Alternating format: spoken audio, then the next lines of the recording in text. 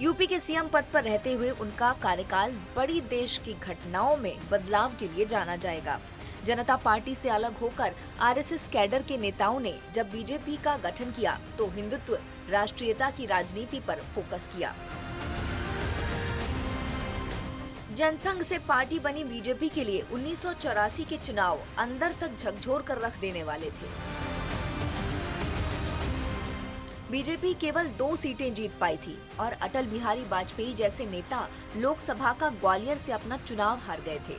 इसके बाद बीजेपी को अयोध्या का राम मंदिर निर्माण मुद्दा मिला। इसी दौर में शाहबानो प्रकरण हुआ, जिसमें कांग्रेस ने दबाव में आकर संविधान में संशोधन करवाकर सुप्रीम कोर्ट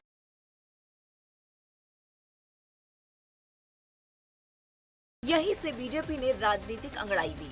मंडल और कमंडल की सियासत भी 80 के दशक के अंत में शुरू हो गई।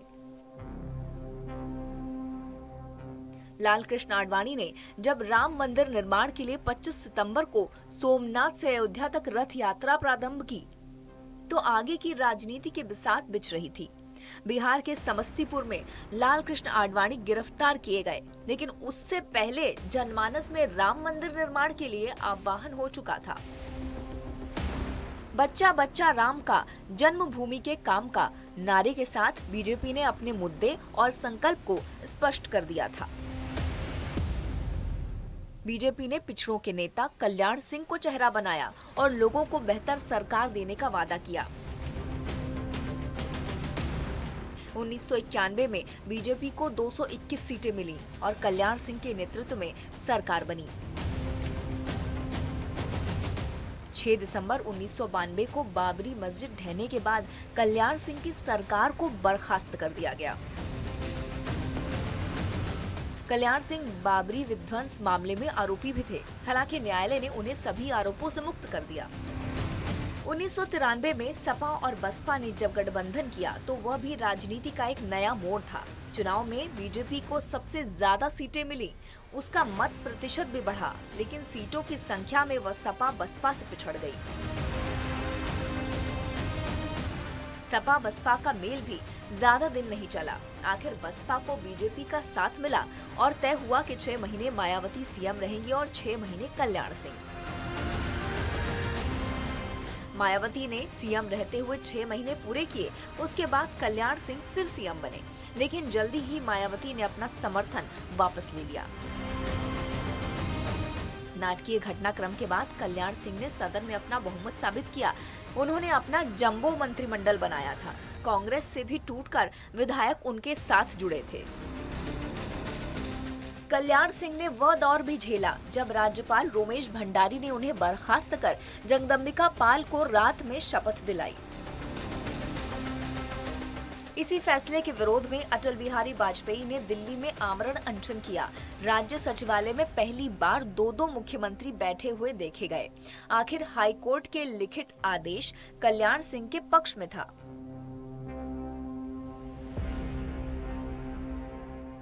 सुप्रीम कोर्ट के आदेश पर जो शक्ति प्रदर्शन हुआ, उसमें कल्याण सिंह ने बाजी मारी। कल्याण सिंह के राजनीतिक जीवन में वह दौर भी आया जब उनके अपने ही शीर्ष नेताओं से रिश्ते तल्ख होने लगे। कल्याण सिंह और अटल बिहारी वाजपेयी के रिश्तों में भी दूरी आई।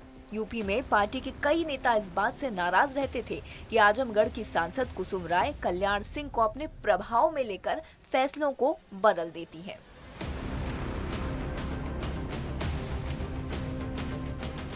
बहुत कुछ उनके इशारों पर चलता है। लखनऊ से दिल्ली तक जब कल्याण सिंह के विरोध में आवाजें उठने लगी तो 1999 में उन्हें पार्टी छोड़नी पड़ी। इसके बाद उन्होंने राष्ट्रीय क्रांति पार्टी बनाई। जाहिर है उनकी पार्टी बीजेपी को हर कदम पर निशाने पर लेने की कोशिश करती थी। यूपी में कल्याण सिंह जनाधार वाले नेता थे, उनकी अपनी लोकप्रियता थी। नाटकीय राजनीतिक घटनाक्रम और उनके कुछ अबूझ फैसलों ने उनकी सियासत को नुकसान भी पहुंचाया। लेकिन लोग यूपी की राजनीति के उस दौर को कभी नहीं भूले जब कल्याण सिंह का जलवा होता था। 2007 में कल्याण सिंह की घर वापसी हुई, लेकिन चुनाव परिणाम बीजेपी के पक्ष में नहीं थे। कल्याण सिंह की राजनीति में दो अलग अलग घटनाओं को याद किया जाता है। एक समय उन्होंने अपनी पार्टी के 200 प्रत्याशी भी उतारे और एक बार कल्याण सिंह ने साइकिल की सवारी भी की, लेकिन उनकी छवि को बीजेपी से ही जोड़कर देखा गया।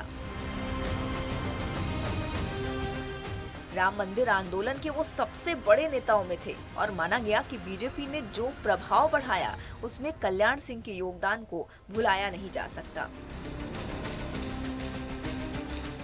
बीजेपी ने भी अपने इस नेता को नहीं भुलाया।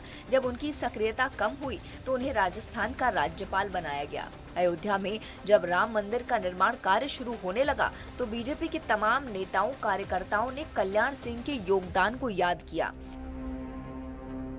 कल्याण सिंह को आडवाणी खेमे का माना गया। कल्याण सिंह को अपने समय के स्वच्छ प्रशासन के लिए भी याद किया जाता है। बोर्ड परीक्षाओं में नकल करने वाले को जेल की सजा दिलाने का कानून भी वो लेकर आए। कल्याण सिंह की छवि ईमानदार नेता के रूप में रही, लेकिन समय समय पर विवादास्पद बयानों के लिए भी वो जाने गए। उनका अपना कौशल था और वो सुयोग्य प्रशासक थे। यही कारण है कि बीजेपी के बड़े नेता जब तब कल्याण सिंह के सुशासन को नजीर की तरह प्रस्तुत करने में झिझकते नहीं हैं। लोगों के मन में उनकी छवि बनी रहेगी।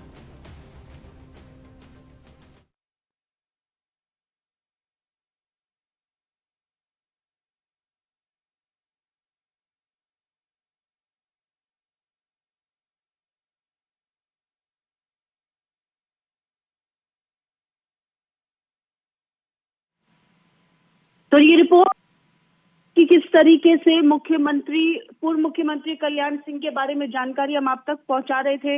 आपको बता दें, पहली बार उत्तर प्रदेश के मुख्यमंत्री बने गए, तो उसके बाद से ही लगातार भारतीय जनता पार्टी का आधार और भी ज्यादा उत्तर प्रदेश में मजबूत हो गया। और आपको बता दें, जिस तरीके से काम निरंतर उनके रहे हैं वो बहुत प्रशंसनीय है। सबसे बड़ी बात यह है कि कल्याण सिंह 2019 तक अपना पदभार बतौर राज्यपाल राजस्थान में संभाल रहे थे और 2019 तक उनकी राजनीति और राजनीति के अलावा काम के प्रति सक्रियता दर्शाता है कि कितने बड़े राजनेता के रूप में वो उभर कर सामने आए और कितना बड़ा जीवन उनका रहा और असल मायनों में वो एक सच्चे नेता बनकर के उभरे। भारतीय जनता पार्टी के लिए कल्याण सिंह की भूमिका उतनी ही महत्वपूर्ण है जितना महत्वपूर्ण भारतीय जनता पार्टी के लिए वो तमाम नेता हैं जो आज उनके मार्गदर्शकों की सूची में शामिल होते हैं। मुरली मनोहर जोशी, मुरली मनोहर